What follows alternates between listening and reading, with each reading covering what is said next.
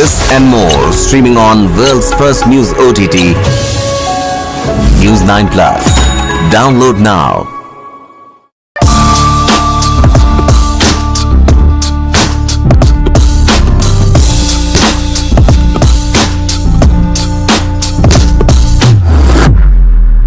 Engineering कर रहे हैं क्योंकि सभी लोग कर रहे हैं. Coaching is now starting from grade 3, 4, 5, 6. Kota जाने वाली बीच राह में आधे टेस्ट देके हैं सिलेक्शन की चाह में. ऑल इंडिया का बच्चा कोटा जाता है.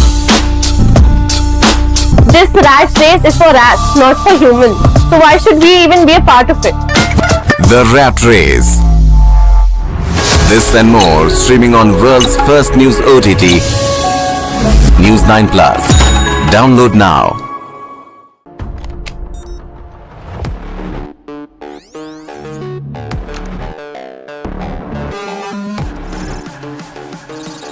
Chat GPT.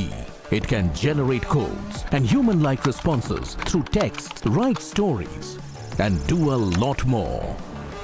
I work in a newsroom with anchors, researchers and scriptwriters, graphic artists, producers, video editors, camera crew. But does a newsroom really need them today? All of us have to think about unique and distinctive value addition that cannot be automated or repeated or replaced by a machine. ChatGPT may kill many companies. A human has to be in the loop with an ability to control this. Dark Side of the Boom. Streaming now.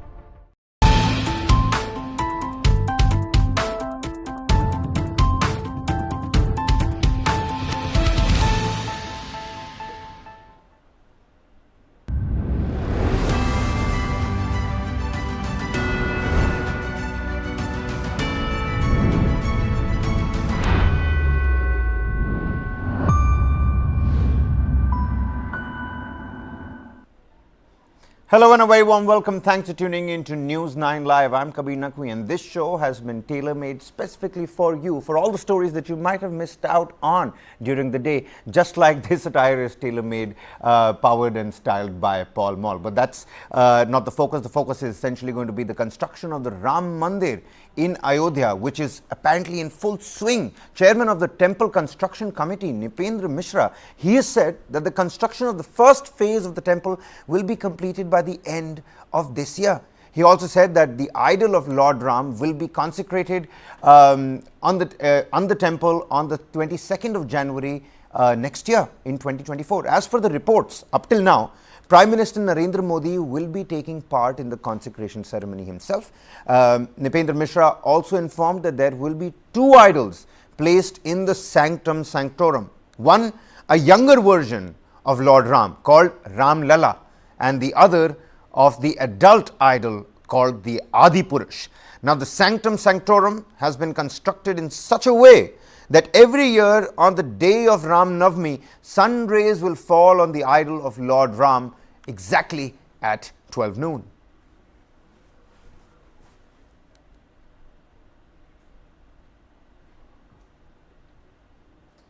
मंदिर का जो ground level, भूतल जो है, वह निश्चित ही 31 दिसंबर 2023 तक पूर्ण होगा. ऐसे हमने जो निर्माण कार्य की जिम्मेदारी ली थी, तो ट्रस्ट के साथ इस प्रकार की योजना भी बनाई थी.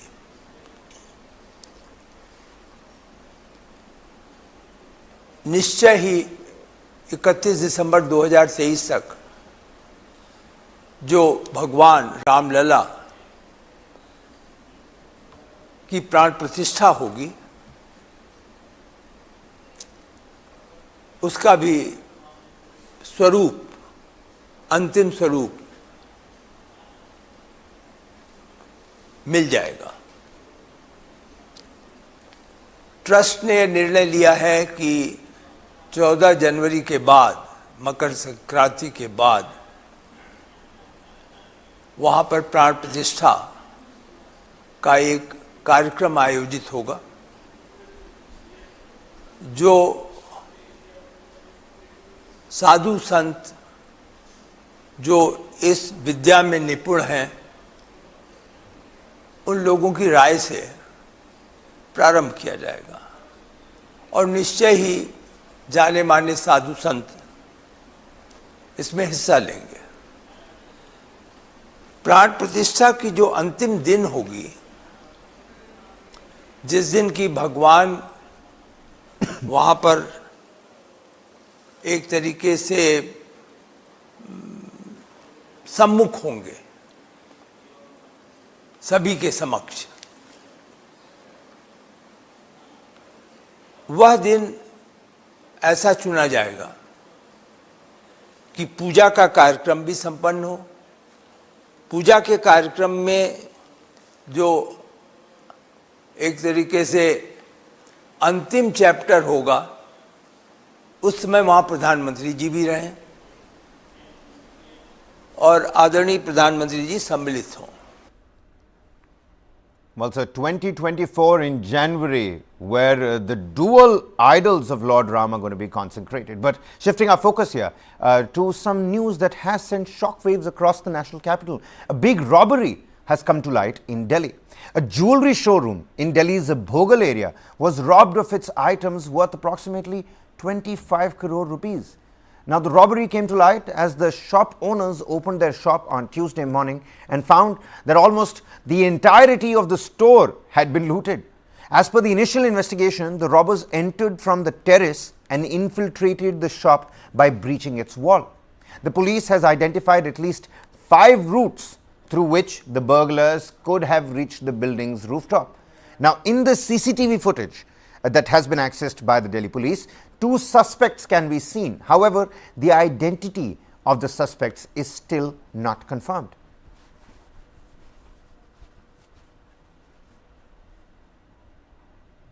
संडे रात को 8 बजे दुकान बंद करके गए थे और अब मंगलवार की सुबह 10:30 बजे हमने खोली तो सारी दुकान में धूल ही धूल नजर आई। तो हमने कहा ये धूल कहाँ से आ रही है। फिर आगे बढ़े तो वो जो हमारा स्ट्रांग रूम है उसकी दीवार में होल करके हमें ये लग रहा है कि सारा सामान उन्होंने चोरी कर लिया है। कितने का माल रहा होगा? अंदाज 20 से 25 करोड़ रुपए का सामान है। 20 से 25 करोड़ का। हाँ जी। अच्छा, सिर्फ गहने ही या कैश? कैश तो होगा, 5-4 लाख रुपए कैश भी होगा और गहने और है ही सब सामान। कैसे बताया आपने, कैसे आए वो? ऊपर छत पे से तोड़ के आए हैं। छत तक जाने का रास्ता था? हाँ, अंदर से दुकान में से ही रास्ता जीना है, उससे ही तोड़ के वो आए हैं। अभी तक कुछ सीसीटीवी वगैरह रहा होगा? वो है नहीं, वो सब कटा हुआ है, सब चीजें डैमेज करी हुई है। जैसा कि आप देख रहे हैं, ज्वेलर शॉप है, उमराव सिंह ज्वेलर्स। ये शॉप मंडे को बंद होता है। संडे को इन्होंने 8 बजे रात में इस शॉप को क्लोज किया था। उसके बाद आज मॉर्निंग में 10:30 बजे इनके मालिक ने आके ये शॉप खोला है। तो इनके यहाँ एक सेफ है, उस सेफ में आगे से तो एक मेटलिक गेट है हैवी और 3 तरफ से दीवार है। फर्स्ट फ्लोर ग्राउंड फ्लोर जो है इनका है, जिसमें इनका मेन ऑपरेशन है। बाकी 3 फ्लोरों पे इनके यहाँ स्टॉक है, रिपेयर वगैरह का काम होता है।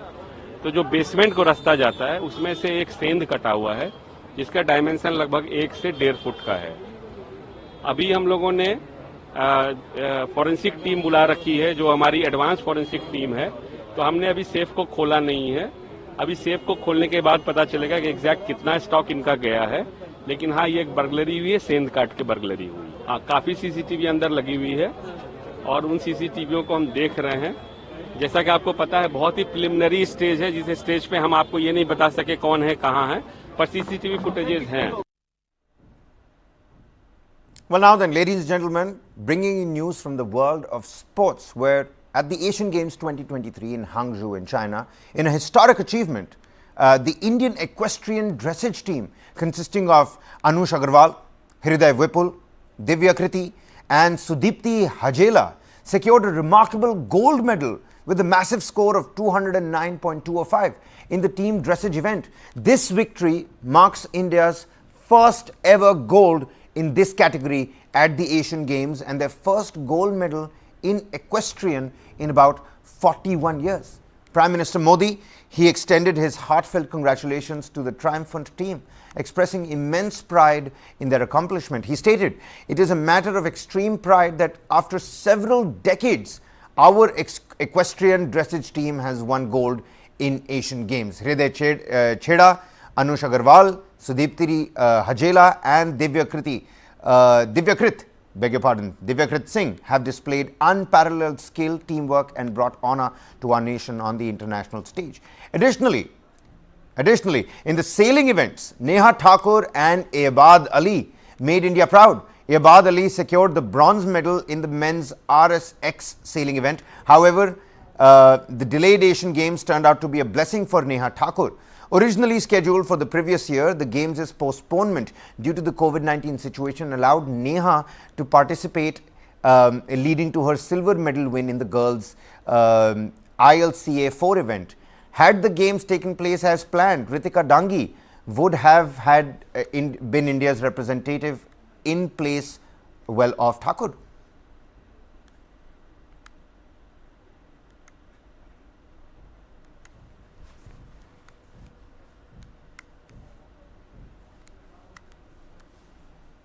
Well, ladies and gentlemen, shifting our focus over here, because take a look at this. This is going to intrigue you. In this major plot twist concerning the alleged assault on an army jawan by PFI leaders in Kadakal in Kerala, the police have uncovered that the complaint was actually fraudulent. It was revealed that the soldier had fabricated the attack himself with the aim of gaining popularity. Consequently, Kerala police took the complainant Shine Kumar and his friend Joshi into custody in connection with the incident. The visuals that you're seeing on your screens, the PFI that was being alleged happened after miscreants attacked the army jawan and spray painted PFI on the jawan's back. Well, it seems was completely fabricated. He did it himself. The investigation into the case reached a pivotal juncture when officers questioned Joshi, who confessed that Shine Kumar had intentionally torn his t-shirt and then instructed Joshi to write PFI on his back using green paint. Now, Joshi revealed that this act was orchestrated to seek fame. Subsequently, the police recovered the paint and the brush used for this purpose as well. The incident under the investigation occurred on a Sunday night. According to Shine Kumar's initial complaint, a group of individuals had forcibly taken him from his residence, assaulted him and left him with the word PFI written on his back. Now, Kumar is stationed in Rajasthan and this incident occurred on the penultimate day of his leave. Interestingly, the alleged attack coincided with the commencement of raids by the Enforcement Directorate at multiple locations associated with former members of the band PFI in Kerala.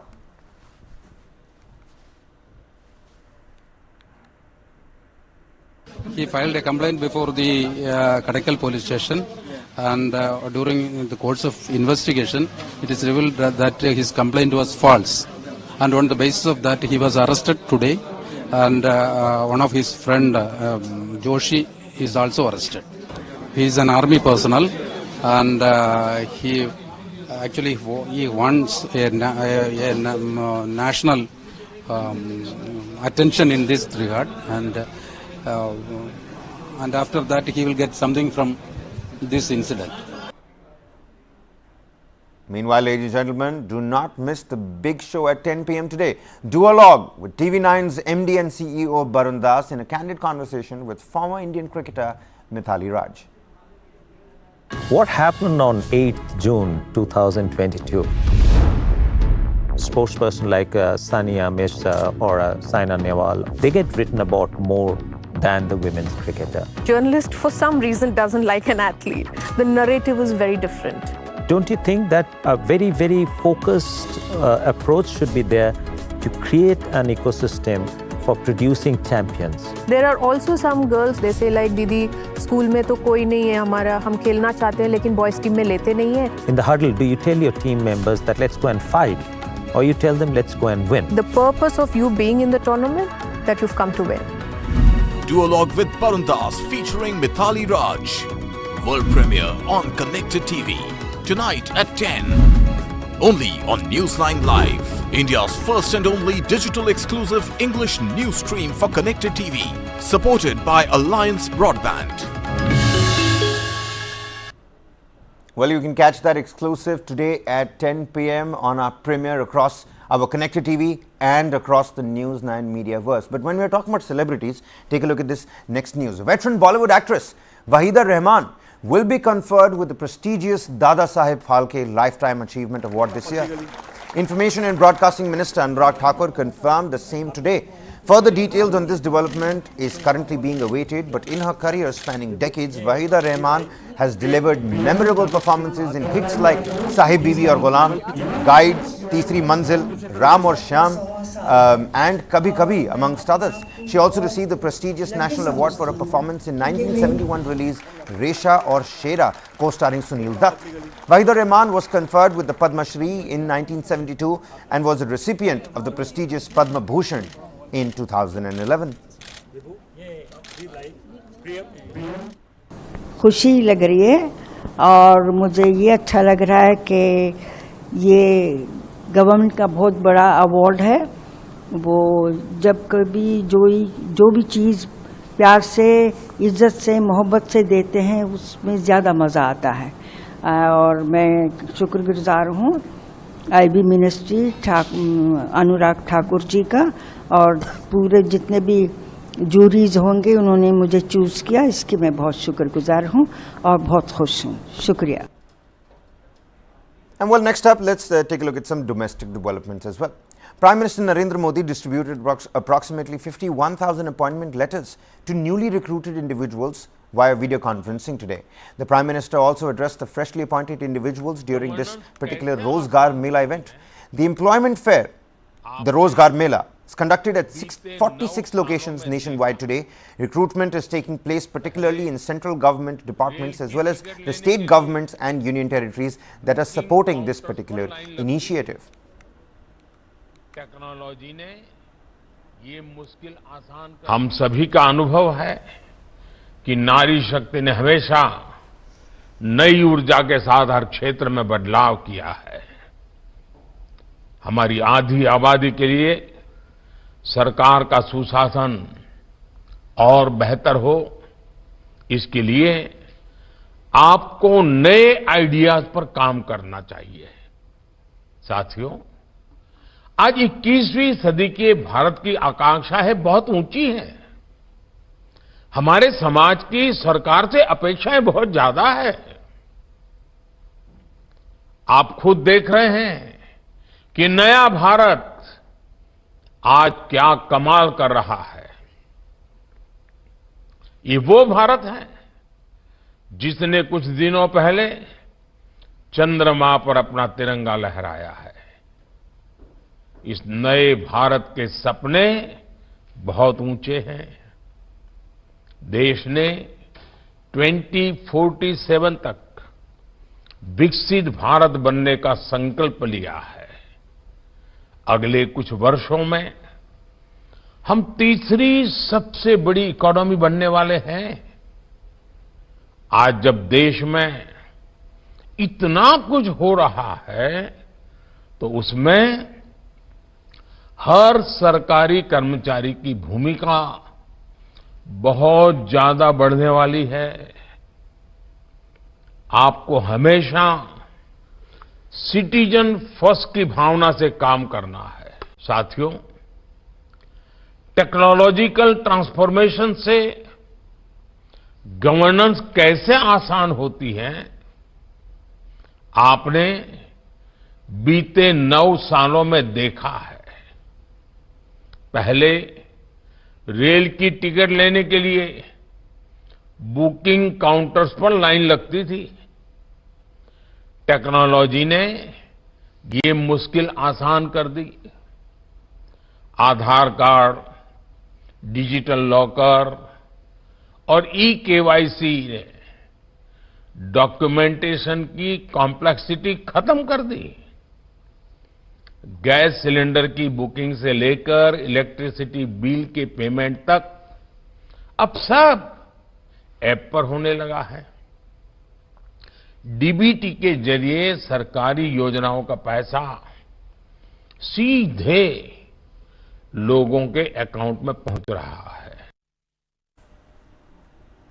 Well, now shifting our focus to politics in the state of Bihar, where we'll take a look at this. Amidst the evolving political landscape in the state, Chief Minister Nitish Kumar's potential return to the National Democratic Alliance has become a topic of intense discussion. A significant development in this regard occurred when Pashupati Paras, President of the Rashtriya Lok Janshakti Party and Union Minister, made a noteworthy statement. During a recent interaction with the media, Pashupati Paras was asked about the possibility of Nitish Kumar rejoining the NDA ahead of the 2024 Lok Sabha elections. In response, Paras stated, if Nitish wants to join, then, well, he's welcome to. This statement by Union Minister Pashupati Paras has fueled speculation and added a new dimension to Bihar's political landscape. While it has stirred discussions amongst political circles, Nitish Kumar himself has categorically refuted any such speculations about his political affiliation. The subtle invitation extended by Paras to Nitish Kumar to rejoin the NDA underscores the evolving dynamics within Bihar's political scenario. It highlights the significance of alliances and political realignments in the run-up to the upcoming Lok Sabha elections 2024. अरे भाई देखिए एक बात जान लीजिए आप, व्यक्ति बलवान नहीं होता, समय बलवान होता है। समय का इंतजार करिए, क्या रुपेंद्र जी, समय का इंतजार कीजिए, जो भी होगा वो अच्छा होगा। चलिए। And meanwhile, ladies and gentlemen, bringing you the latest when it comes to the Gyanvapi mosque premises case. The Supreme Court has deferred the hearing in the Gyanvapi issue by another 2 weeks. Chief Justice of India, D.Y. Chandrachud, said that the court would first examine if the Hindu group's petition to begin worship of the idols found inside the Gyanvapi premises was worthy of a hearing or not. The Allahabad High Court had agreed to hear the Hindus group's petition. This decision was, however, challenged by the Muslim side. The Muslim side has argued that as per the Places of Worship Act of 1991, the plea of the Hindu group in fact cannot be heard. As per the Act, the character of no religious place can be changed from how it existed on the 15th of August 1947.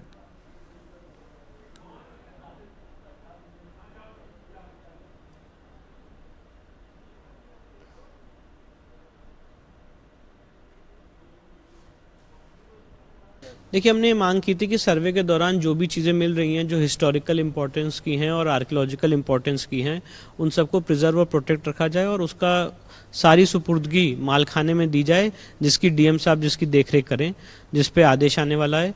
और साथ ही साथ अंजुमन इंतजामिया ने एक application file की थी कि SI सर्वे की कॉस्ट जो है वो वादनी महिलाएं बियर करें।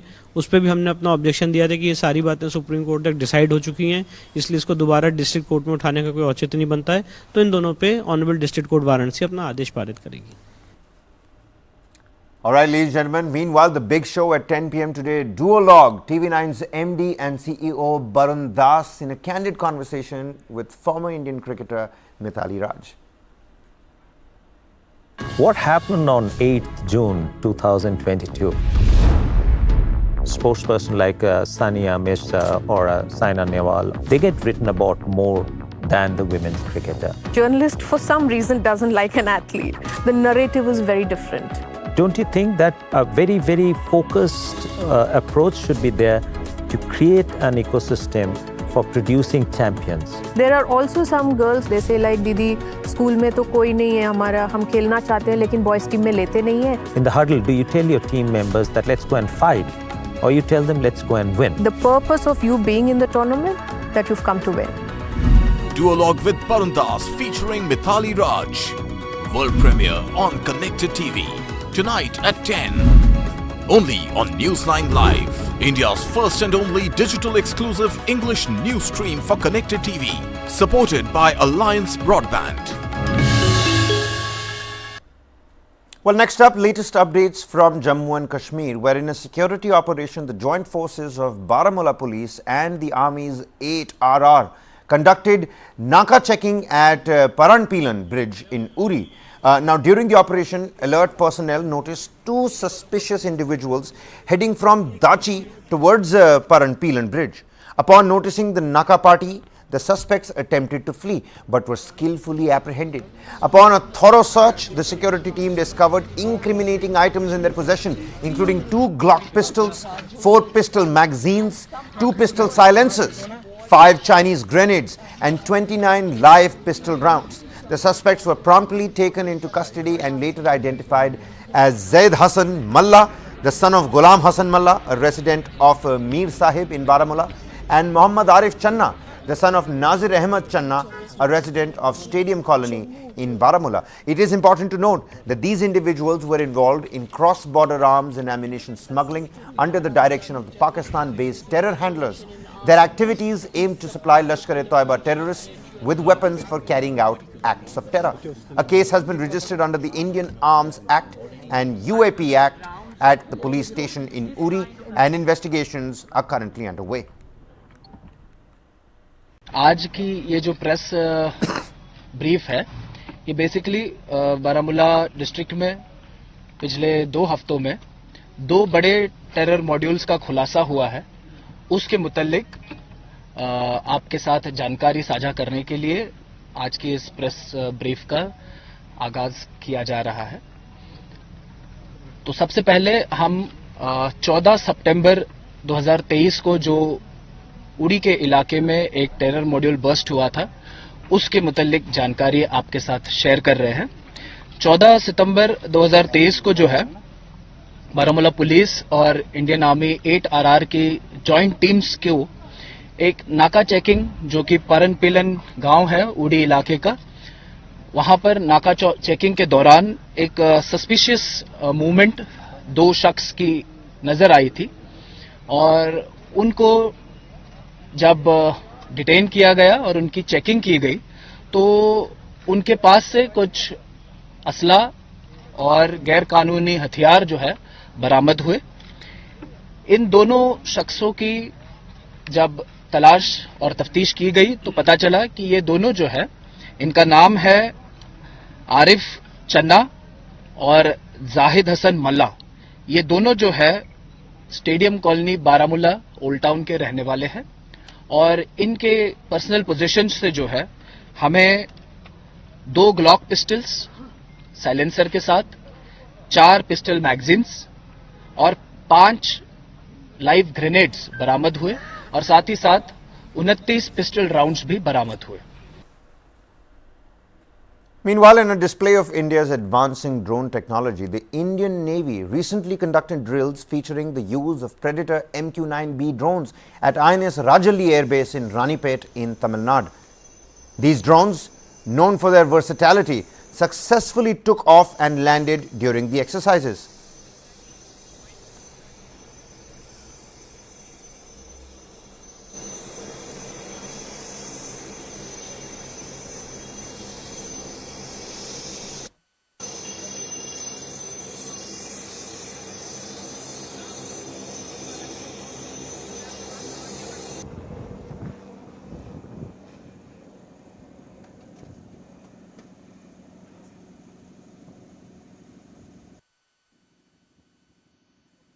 Military's first mission commander for the MQ-9B Predator drones. Her expertise and experience have been valuable to the INS Rajalli Air Base, where she was previously deployed with the Dornier surveillance aircraft fleet as well.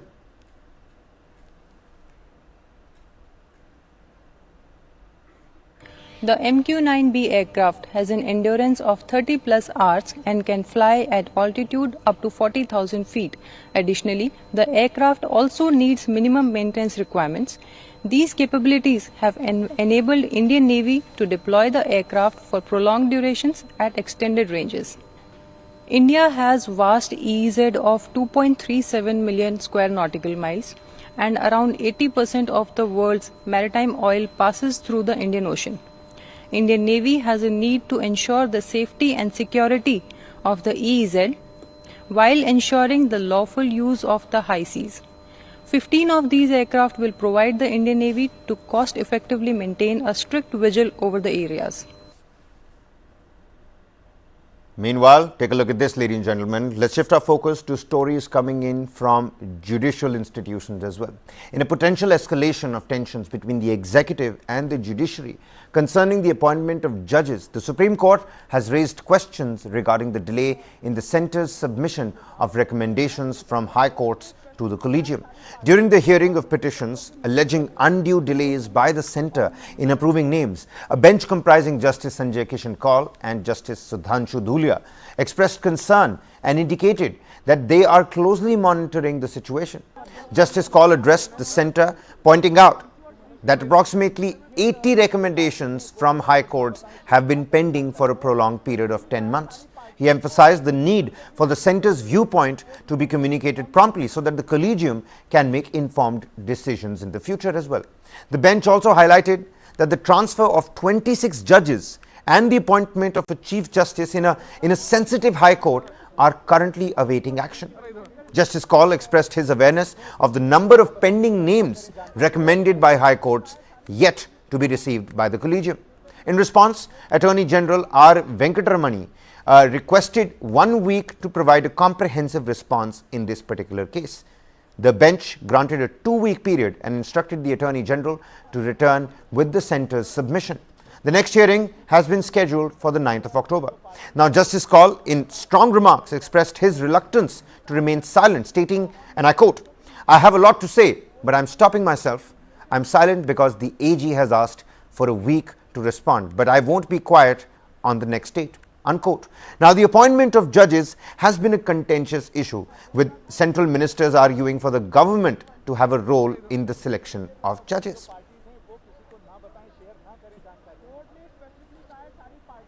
And moving on, a protester at Mumbai's Mantralaya demanded immediate teacher recruitment by jumping from the state administrative building onto a safety net on the 2nd floor.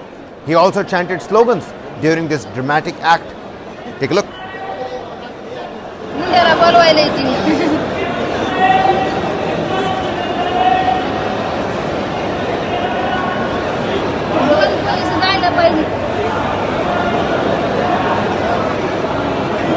Well, now promptly the Mumbai police intervened and took the protester into custody. The protester, hailing from Beed, the district, came to Mumbai reportedly as a sugarcane labourer impacted by a government project.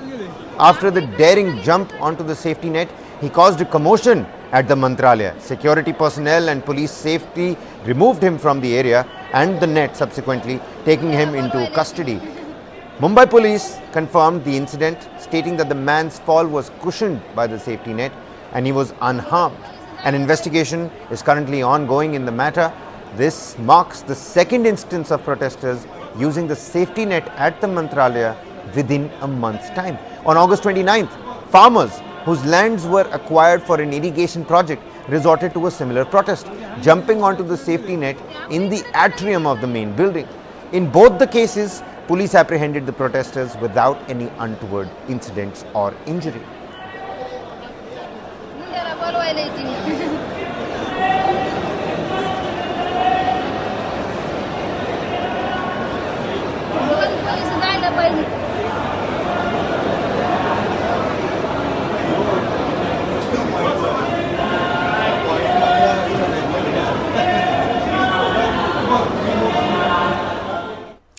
Well, so now we showed you 2 pictures. One of the Reaper MQ-9B drones that's already carrying out those successful drills in Ranipet in the INS Rajali Air Base. On the other hand, take a look at this. In its effort to combat dengue, the Kolkata Municipal Corporation, the KMC, has employed drones to administer larvicide inside the abandoned Krishna glass factory premises, which is located in Jadavpur. Take a look at this. The employment of the drone, the vector control team, which is led by Deputy Mayor and Member Mayor in Council, the MMIC for Health, Atin Ghosh, they conducted the operation in Ward 102 of the Kolkata Municipal Corporation. Well, great steps. Meanwhile, ladies and gentlemen, let's quickly cut across to New York, where Dr. S. Jaishankar is addressing the United Nations General Assembly. From Bharat. Let me begin by expressing our felicitations to the President of the General Assembly, His Excellency Dennis Francis, and our fullest support to the 78th UNGA's theme of rebuilding trust and reigniting global solidarity. This is an occasion to take stock of our achievements and challenges even while sharing our aspirations and goals. And indeed, in regard to both, there is much that India has to share. Mr. President, the world is witnessing an exceptional period of turmoil. As it is, structural inequities and uneven development have imposed burdens on the global south. But stresses have been aggravated by the impact of the COVID-19 pandemic and the repercussions of ongoing conflicts, tensions, and disputes. As a result, socio-economic gains of recent years have been rolled back, resources for sustainable development are severely challenged, and many countries really struggle to make ends meet. Navigating the future appears even more daunting today. At this juncture, it was with a sense of exceptional responsibility that India took up the presidency of the G20. Our vision of one Earth, one family, one future sought to focus on the key concerns of the many, not just the narrow interests of a few. In the words of Prime Minister Narendra Modi, it was to bridge divides, dismantle barriers, and sow seeds of collaboration that nourish a world where unity prevails over discord and where shared destiny eclipses isolation. The New Delhi G20 Leaders' Declaration articulates our collective ability to do so. Excellencies, friends, at a time when East-West polarization is so sharp and the North-South divide so deep, the New Delhi Summit also affirms that diplomacy and dialogue are the only effective solutions. The international order is diverse, and we must cater for divergences, if not differences. The days when a few nations set the agenda and expected others to fall in line are over. As the United Nations itself symbolizes, finding common ground is an imperative. To listen to others and to respect their viewpoints, this is not weakness, it is the basics of cooperation. Only then can collective efforts on global issues be successful. Recognizing that growth and development must focus on the most vulnerable, we began the G20 presidency by convening the Voice of the Global South Summit. This enabled us to hear directly from 125 nations and place their concerns on the G20 agenda. As a consequence, issues which deserve global attention got a fair hearing. More than that, the deliberations produce outcomes that have great significance for the international community. Mr. President, it was also noteworthy that at India's initiative, the African Union was admitted as a permanent member of the G20. By doing so, we gave voice to an entire continent which has long been its due. This significant step in reform should inspire the United Nations, a much older organization, to also make the Security Council contemporary. Broad representation is, after all, a prerequisite for both effectiveness and credibility. The outcomes of the New Delhi G20 summit will surely resonate for years ahead. Among them is an action plan for sustainable development goals, a crucial need of the day. Equally important are the high principles of lifestyle for environment, and the Green Development Pact as they shape our approach to our planet's future. The transformative role of digital public infrastructure has also finally been recognized as the salience of women-led development in building an inclusive and progressive society. The reform of international financial institutions has been given due weight, as has the resolution of debt vulnerabilities. Friends, the New Delhi G20 outcomes are expressed both as larger policies and as specific initiatives. They could be about building cities for tomorrow, or fighting corruption, eliminating hunger, or delivering quality education, ending plastic pollution, or preserving the ocean-based economy, or for that matter, enhancing food security, or even mapping global skills. Some address long-standing issues like gender divide and climate action. Others focus on new concerns such as responsible harnessing of artificial intelligence. All in all, we have placed for the world's consideration a set of actionable propositions, constructive solutions, and new directions. Even as we encourage collective endeavors, India also seeks to promote cooperation with diverse partners. From the era of non-alignment, we have now evolved to that of Vishwa Mitra, a friend to the world. This is reflected in our ability and willingness to engage with a broad range of nations, and where necessary, harmonize interests. It is visible in the rapid growth of the Quad, a mechanism today so relevant to the Indo-Pacific. It is equally apparent in the expansion of the BRICS grouping of independent-minded nations, or in fact, the emergence of the I2U2 combination. Recently, we hosted the creation of the India-Middle East-Europe Economic Corridor, IMEC. The forging of the Global Biofuels Alliance was another notable development.